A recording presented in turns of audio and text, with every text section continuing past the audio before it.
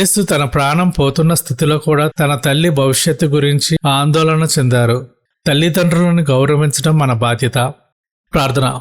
మహాగణుడవు, మహోన్నతుడవు, ఆశ్చర్యకరుడవు, ఆలోచనకర్తవైన మా పరలోకపు తండ్రి, నీ పరిశుద్ధ నామానికి స్తోత్రములు. ఆకాశం నీ సింహాసనం, భూమి నీ పాదపీఠం. సూర్యచంద్రులను నక్షత్రాలను సృజించిన సృష్టికర్తవు నీవే. నీవు నిన్న నేడు నిరంతరం ఏకరీతిగా ఉన్నావు.